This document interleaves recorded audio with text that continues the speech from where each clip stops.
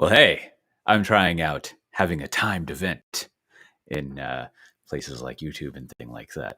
Because I don't know, maybe that's better so that people know what's happening. Although I'm checking on YouTube here. Oh, there we go. And it does work.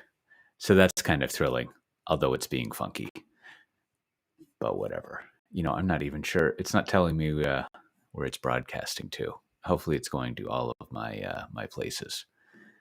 But whatever. Anyhow, so today, what I wanted to go over is, as promised, I have like this Gartner thing I want to go through. But first, let's put on some of that cool music since we have it. I had that.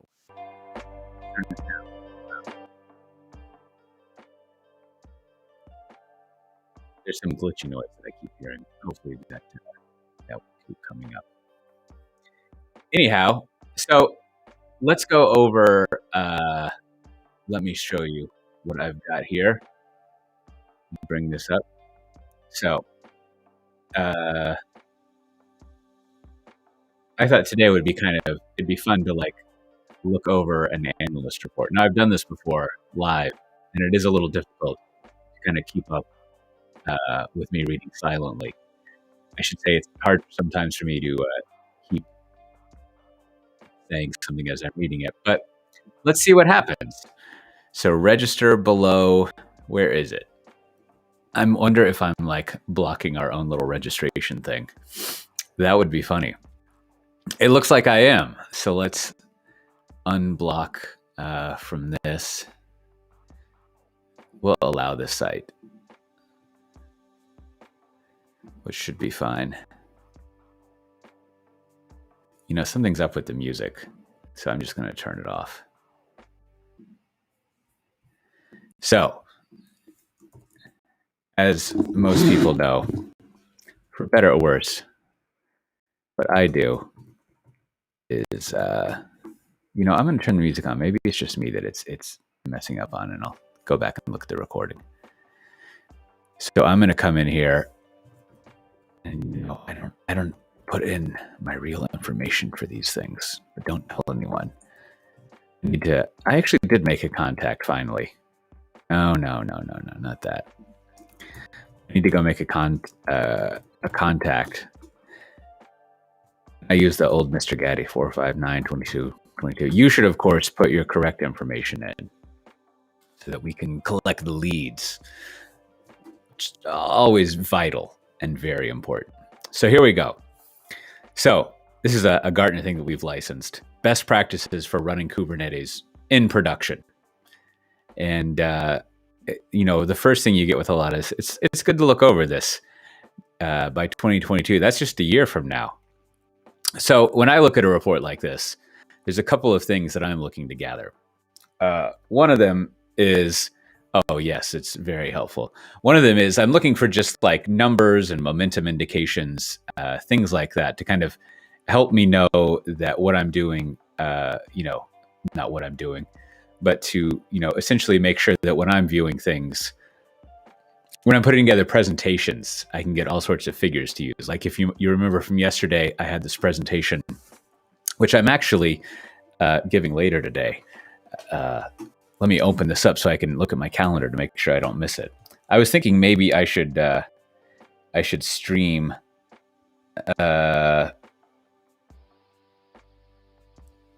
Thinking I should make sure to stream. Where did it go?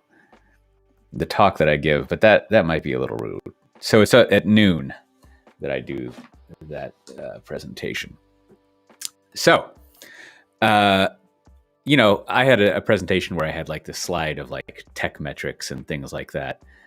People held back by stuff. So that's one of the things that I like to do is look for kind of numbers just to like show proof of some concept that I'm going over or the need to do something. And then the other thing that, of course, is the content itself. Any sort of advice or things like that. And it's also good to know if there's case studies or just quotes from customers. So the first thing, whenever, I think it's whenever, but like it's mostly Gartner that does this. Usually with Forrester, you just get a PDF, but Gartner likes to give you this PDF, which it makes sense. They can control it more. So the first thing I do is I make a PDF out of it, because that way I can highlight it and do things. So we'll print it directly to a PDF, and that's actually a lot more handy. And then you get to keep it longer. And am I printing it? I don't want to do that. That's funny. Let me quit this job. As fun as it would be to have an actual printout, I thought I was doing I see. I forget. It's actually here. So let's save as PDF. You can hear my printer going there. Yep, Gartner reprint. Let's stick it in the old downloads. Yep, and then we'll open it up right here. Let me close that up so I don't open on another window. So then here you go. You can go in and highlight. I guess you could print it out if you want to. You can get it in the format that you want. So, first of all, it's a little old, kind of almost over a year old, but it's probably not going to be that much different, and it's fun to read it anyways. So the first thing, Gartner Reports nowadays, they have lots of good summary stuff. This is a good thing to learn for any memos you might write on your own. It is kind of nice to put to force yourself to have about three or so bullet points for people to come away with. And then there's a big summary up here. So this is kind of going to catch your eye and tell you what you're going to learn, even kind of say who should be reading it. So let's look at this. Immature, right? Lacks operational best practices. However, people have been doing stuff for a while, as we went over in the State of Kubernetes report a while ago. And, you got to do container stuff. Now, most organizations face challenge. Now, let's go look over the key challenges. Determining the right time to scale pilot projects. Determining the right time. That's an interesting concept. So it's sort of like figuring out when you should do it. So perhaps we'll get to that. It's constrained. Operational complexity. This is always a thing that people have with new technologies, is understanding how they work. And then, so skills, these are the common things. If you remember to that State of Kubernetes survey that we went over. Skills, it's complicated. Let's see what else we got here. Which are not formally more skills. All right. So to take advantage of the apps, you need a lot of a different set of skills, different way of doing stuff, tons of automation.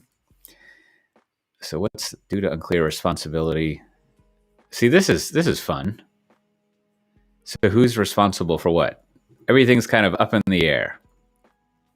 So this is kind of, as it says, the challenges. Then the summary goes into how do we fix those two things? And let's see, 1, 2, 3, 4, 5. We had 5.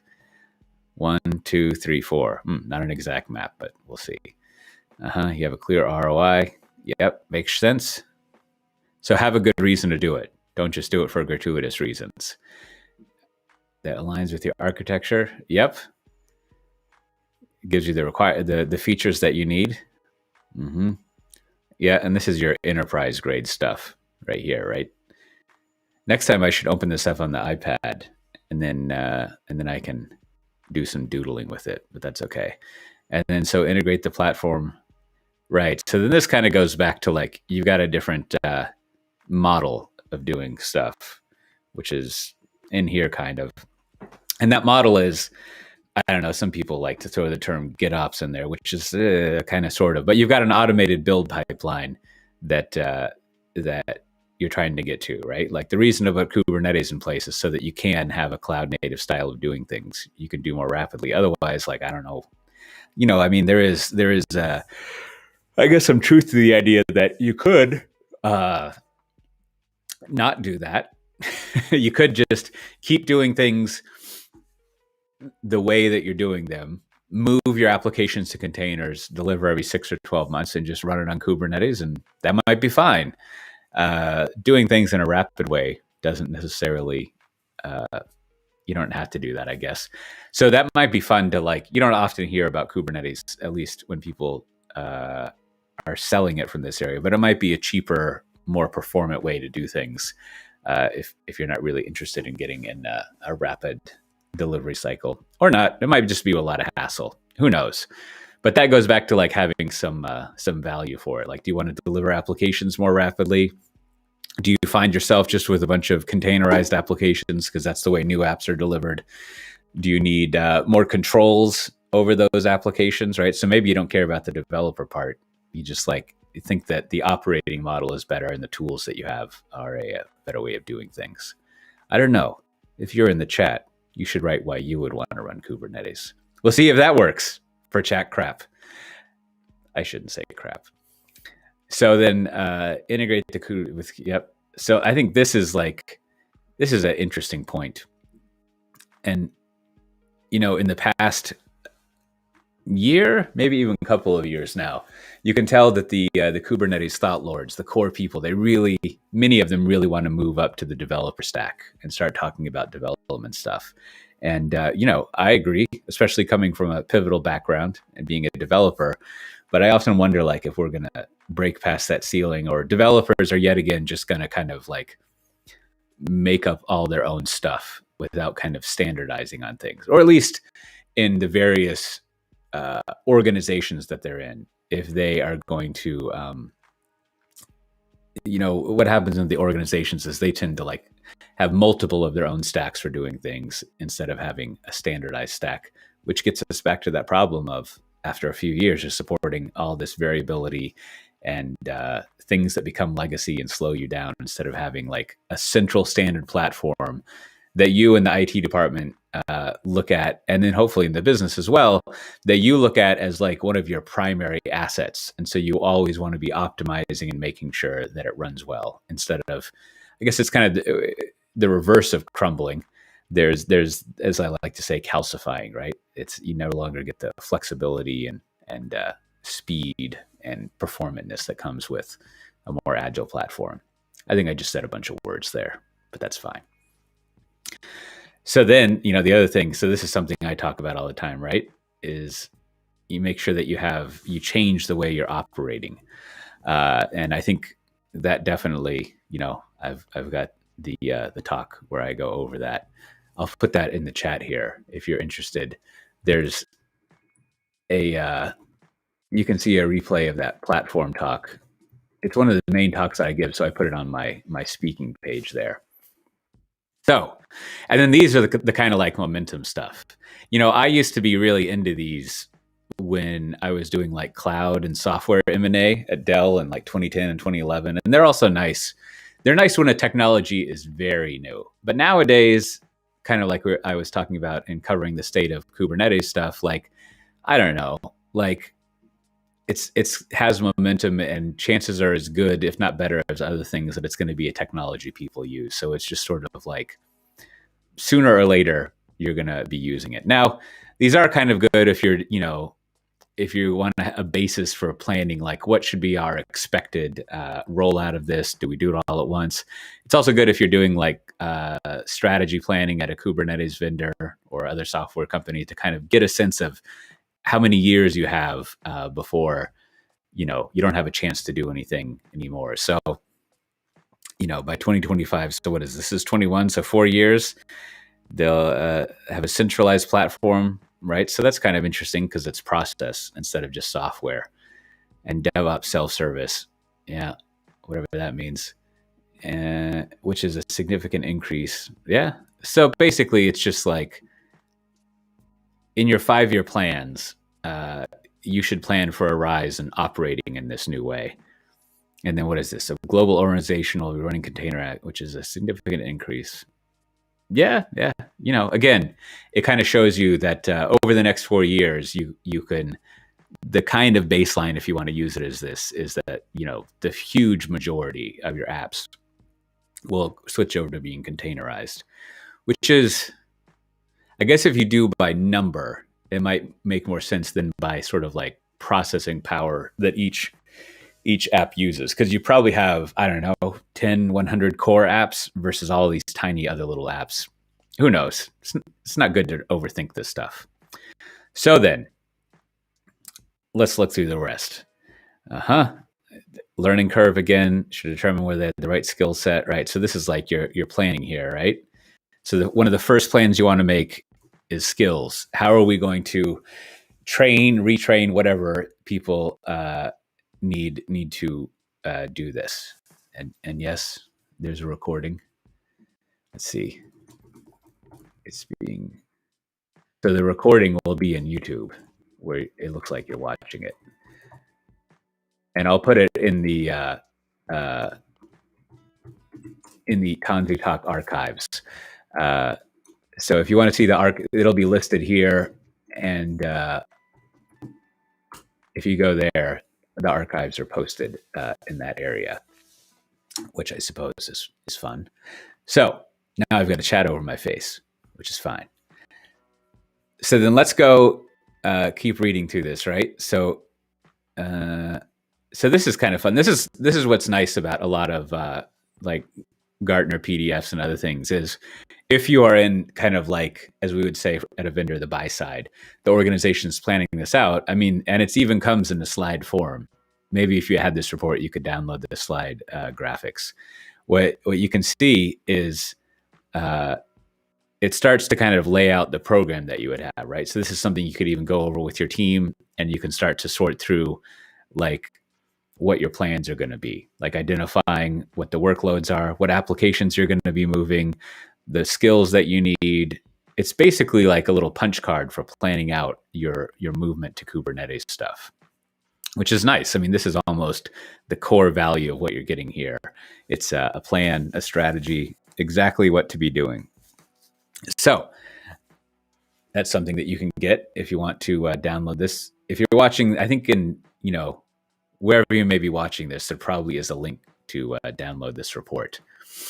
So then I guess we get into figuring out which platform you're gonna use. Now, I think the idea of a Kubernetes distro is sort of in there. It's a little like a little bit weird to think about because some of them are not so much distros as they are, I would say, services running somewhere.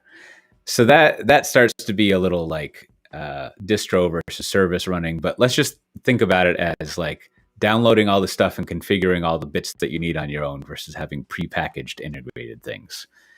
And so what this is probably going to go through is reasoning through which one you should use. Should you build it on your own? Should you run a service?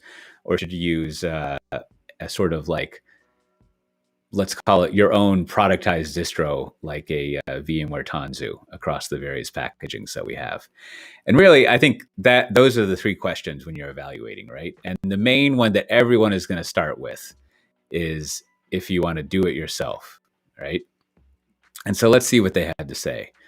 They do their own. This has been common. It is complex to build and operate, right? And then what do they say? This one is probably like the easiest to manage and operate because they, make all those decisions for you and probably go through and upgrade them and think, for you. Yep. See, offer simplicity. There you go. And in this one, a deployment. Yep. So this is like what the VMware Tanzu Kubernetes is. Kubernetes I do. Other management such as security. Yep. Oh, that's fun that they go and see, there we are. And there's also other bundling. Since this is written in August of 2000, I don't think we had those bundles that we just had, as we call it, TKG, which is more of a control panel than like a full-on Kubernetes bundling, but that's fine. So this is interesting, right? Like what would yeah. So that's when these are, platforms as a service. So I have a feeling that for several years, most people will be buying this because it's probably operations driven, that people are considering to do this, because I don't think your developers are going to have this idea of like, oh, we should have a platform team and centralize this. They tend to not really be interested in that way of approaching things, even though they should be. So probably considering things as operation focused. And also, usually, your ops people and IT people, they're the ones who are driving this kind of platform thing rather than a developer. I could probably bring up the state of Kubernetes survey, and we could see who the stakeholders are in driving it. As I remember, it's kind of like developers and operations people are more or less equal. So let's keep going here. So yeah, capture them, write them down, figure out what your requirements are, right? And if we go up here, so let's see. So again, like, we're kind of going through this, we're putting together our plan, our strategy, if you will. I don't know. I think plan is better but strategy means something pretty specific to me, to be fair, since I used to work in strategy. So let's write down what you need to do. Always a vital step. Come up with the plan. And you could look at some other stuff. That would be fun. So here, essentially, this is nice for us in VMware Tanzu land. But what they're saying here is that Kubernetes and the whole platform you're going to build around it to support developers, there's a lot of moving parts, and it's complicated, and you may not want to decide which public cloud vendor versus, you could say edge. What people often mean by edge is smaller data centers that are remote around. I always think of like factories could be edge computing, inside of a retail store where you've got all sorts of cash registers and other systems. Basically, if you think about outside of your big corporate data centers or, managed service provider things or public clouds, if you got some compute stuff out in the world, that's generally what I think of edge stuff as, right? So here it's advising like, you may not want to place a bet that you're going to be all in one place. So you want to have some portability, some multi-cloudness, if you will, as they would call it. It's weird that you can't monitor your own audio here in Restream, but that's fine. So it's also distressing that I guess it makes sense you can't monitor your own. That would be confusing for most people.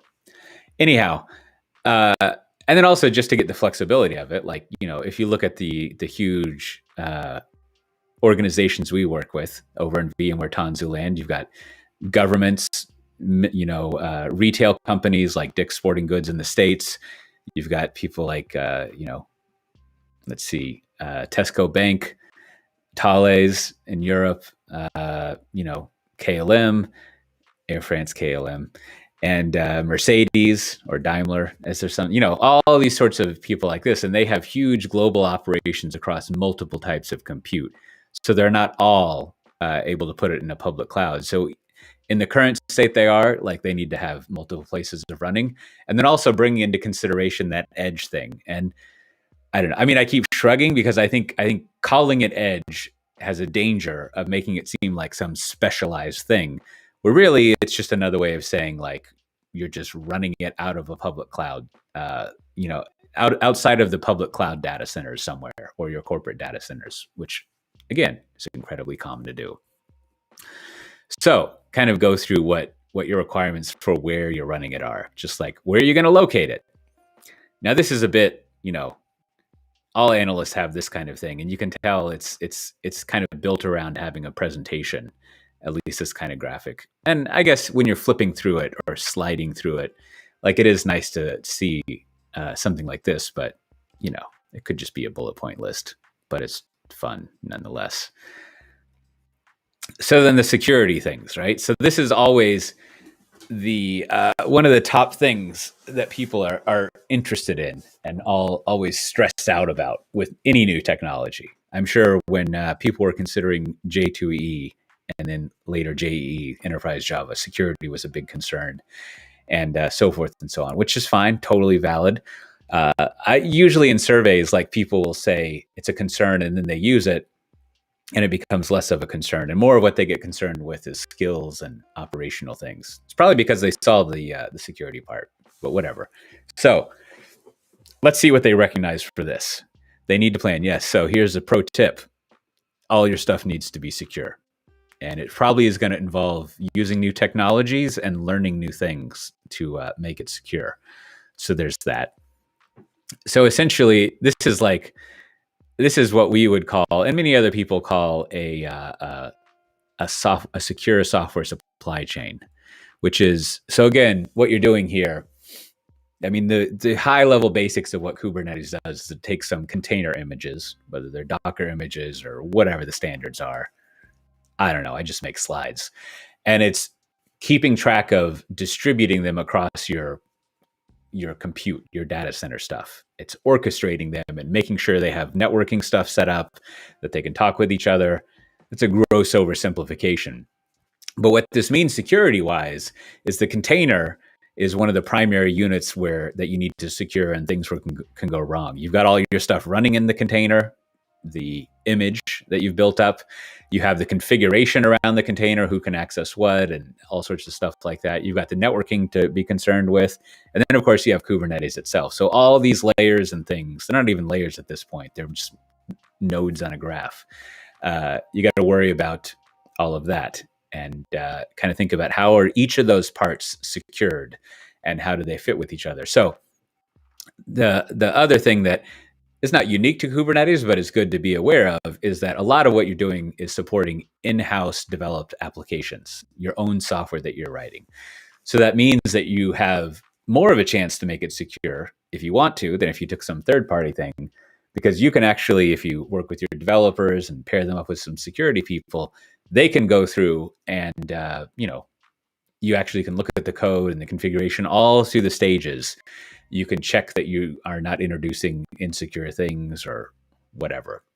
Now, it also means you have a bigger attack surface, as you saw in a couple of things last year or this year, like most notably the SolarWinds thing, where if if what do you call it, a bad actor can get in there and start inserting their own stuff, there's more room to do that than in maybe, I don't know if it's more, but it's just a different way to get into the supply chain, if you will, and insert yourself into it. So there's investigating into that, and really, like, you spend a lot, and this is, if you look at a lot of the new security vendors, this is like what they do. They do image scanning, right? And probably also kind of keep track of the record of that, but it's just a bunch of scanning of what you're doing and then doing all the reports around it, which is great. That's what you want.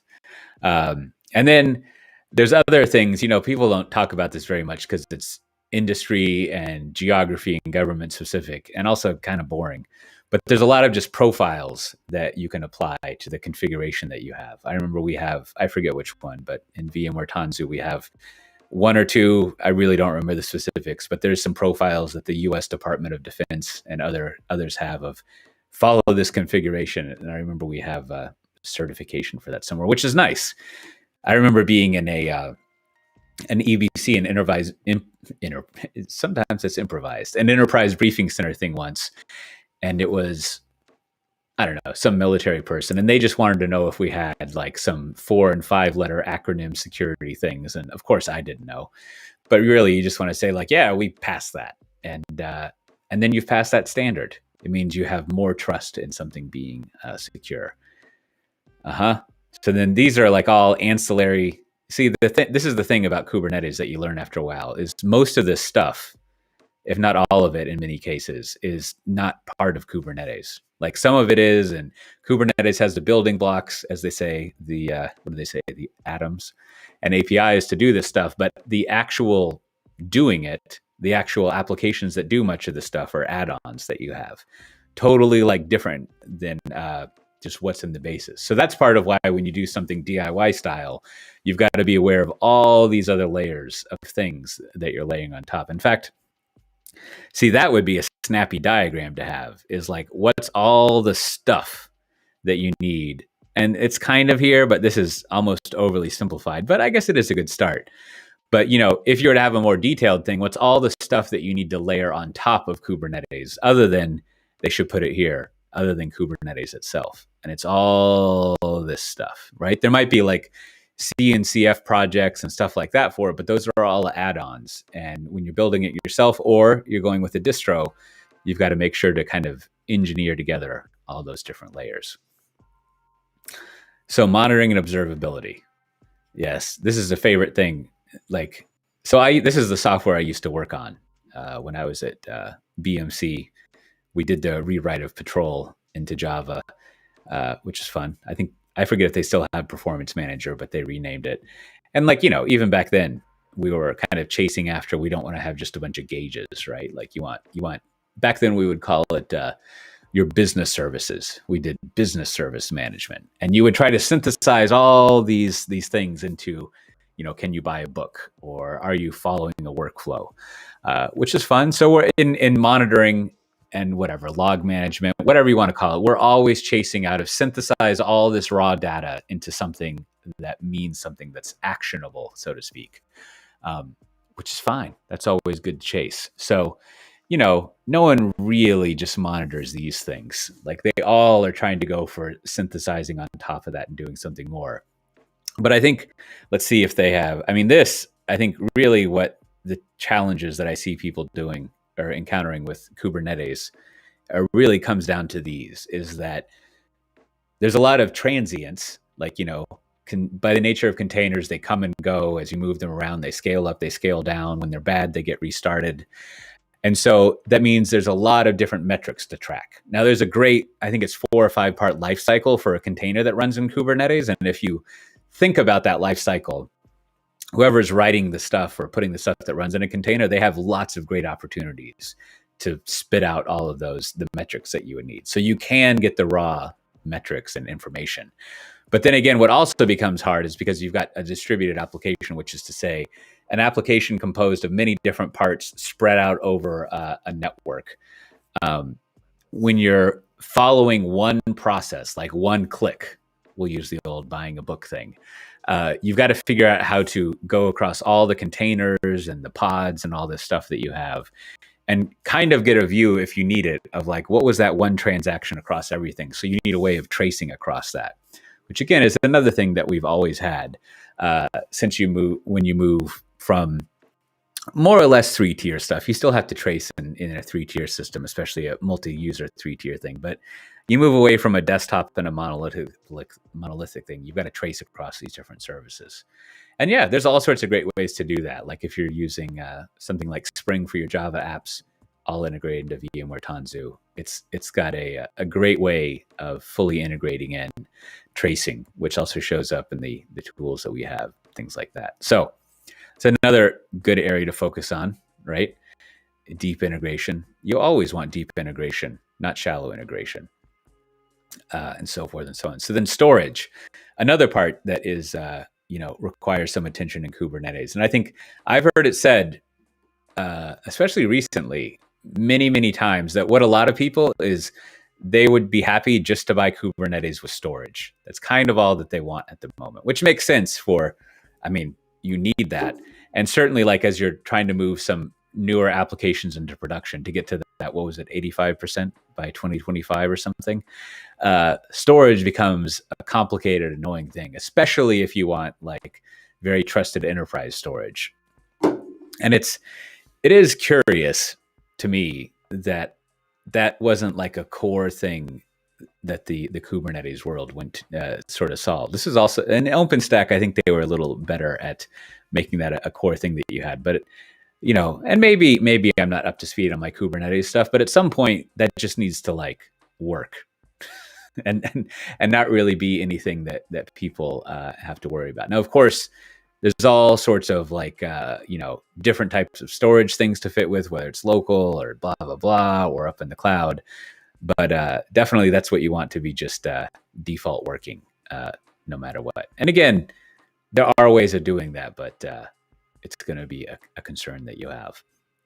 And then this is the other thing that's always a hassle, because networking is still quite esoteric and weird. And people also like to bury a lot of functionality in networking, especially when it comes to security, because it's the best place to do it.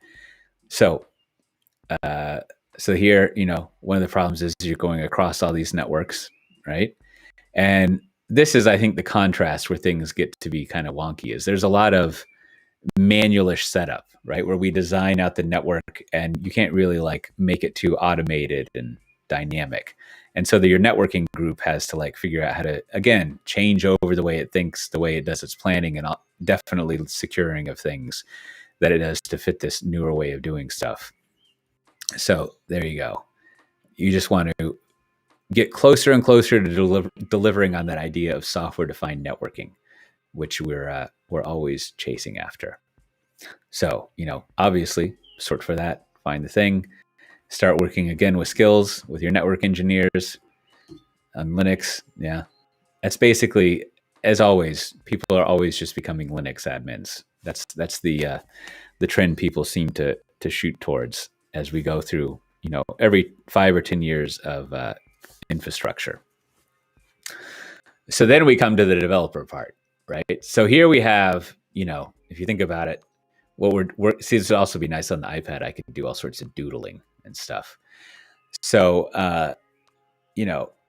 again, the point, probably mostly at the moment, of having a Kubernetes type of thing is that you're doing your own software development in-house. And so you're going to want that to work with your tools, and you want your developers to be extremely self-service, be able to deploy once a week, if not multiple times. At least that's my opinion. So you want it to work with your tooling well. And then again, because it turns out that Kubernetes is really just on its own, just this core thing of placing and running containers, in pods, and handling the networking and other kind of things around it. It's not like it comes with all this developer stuff. That's something that you have to bring to the table and integrate with it as well, which of course we do in the VMware Tanzu stacks, right? We've got a full stack of all of these things that you would need. And it's not even a distro, it's just an enterprise packaging of everything. So, you want to make sure there's a couple of things. One, that the developer tool chain that you have actually works for deploying not only to Kubernetes, but if you remember back to security, setting up your registry and your images, all those things like that. But two, and this gets to the, we'll see if we do it this time, but this gets to the process, the meatware part, where it's highly likely that to be efficient, you're going to want to have as few developer tool chains as possible. Now, historically, the reason that doesn't work well is those developer tool chains don't evolve, and they start to be old and creaky because they aren't product managed by operations people or your tool group. So they become outdated, and developers want, but definitely want and oftentimes need better tool chains, right? You can imagine if you're using an old developer tool chain now, and then you want to run stuff on Kubernetes, I bet there are many people who are struggling with the existing tool chains that they have. They're probably several years out of date and haven't been upgraded for monetary or calcification reasons, or just people ignore the technical debt. It's probably very difficult to go in, maybe not difficult, but time consuming, and probably also difficult to integrate it with a Kubernetes distro that you have, and everything around it of how you want to do your software and the tooling around it, back to that little pinwheel. And you can imagine if you built your own developer tool chain, you've expertly integrated it together to things. Now you own that product, and you have to go through and also make it work with whatever Kubernetes or container-based platform you have, whatever kind of service meshy or API gateway or API management thing you have. Whenever you introduce a new way of doing development, you have to go back and update your developer tool chains, which could be fine for you. But I would wager if you're in most organizations, it's probably a waste of your precious time. I have this way of putting it that if as developers, if you're not moving pixels on the screen, putting new features in your application or changing how your applications that your customers or your internal people are using, then it's probably not something you should be doing. And you should figure out getting someone else to do it other than the developers. So let's go down here. So make sure it works with all of that stuff. Yep. And then here, finally, we have the platform operation stuff. I'm kind of curious to look at this. So let's look at this. We treat it as a product. Yep. So it's fun that this notion, I don't really remember who started this notion about 5, maybe even 6 years ago, but we definitely at Pivotal and then in VMware Tanzu land, this is the main thing that we try to get across to people, is that the operations people needed to not only deliver that platform, whether it's a platform as a service or here a Kubernetes-based one, but they also should, as I was just saying, deliver that centralized tool chain. And the important thing is to product manage it, which is to say, think about those developers as your customers and constantly be going to them probably at least every quarter, if not every month or more, and thinking about what features do they need? Can we introduce those features? With the feature set, the services that we currently have, is that working well for them, or can we perfect it? And I think this is in contrast to traditional operation says they go around and they provide a set of almost static services of things that are needed, tools, but these tools don't really evolve, and they kind of wait to be asked to do something rather than proactively going out and studying what developers need. It's almost like you become your own vendor inside there. And I don't know, it's a hard concept to get across, but essentially you want to start product managing operations. And so, we spend a lot of time, whether you hire us to work with you to pair and train up doing that, or just talking with people about it. That's one of the core things that I see organizations doing when they're successful with this, just as basic as their Kubernetes strategy, but more importantly, their overall digital transformation strategy of getting better at software, is having this platform as a product concept where they start treating developers as customers, and therefore they evolve the platform and the tool chain that they have, rather than it being kind of a more static set of services. So here we close out. So they did a bunch of interviews with people, or interactions, they say. So these could be briefings or conversations, survey stuff. So, wow, looks like this author had a lot of briefings and conversations with people. More than. So then here's a list of, goes over vendors for your various layers of it. And then let's see what we close out with. No. Sorted by what? Is there interesting arrows? Is that alphabetized? Yeah. Oddly enough, but I don't think that's on purpose. So here's what does it say? In addition to Kubernetes, there are several established vendors started to provide product enable. Right. So these are like, if we go back to our pinwheel, again, you have to imagine in the center here is Kubernetes, and these are all the additional things, the add-ons that you layer into your very baseline Kubernetes thing. So I guess what they're doing here is listing people who can help you out with those various things. Oh, no footnotes in this one. So that's an overview of the PDF there. And, I guess you probably also can get a bit of an understanding of what we do in the Tanzu world. So I think that's it for today of this Tanzu Talk. Now, if you want to get the archives for it, it's pretty easy to find this. You can find this recording. I'll put it there in the main playlist. But if you go to tanzutalk.com, I've got 3 free books you can get there that don't really talk a lot about Kubernetes, but the platform as a product concept is in there. And this whole idea of why are we doing this in the first place, you can get those 3 books, and it'll go over it from, I would say, like an operations point of view, or like an IT department point of view for the developers and operators, is monolithic transformation.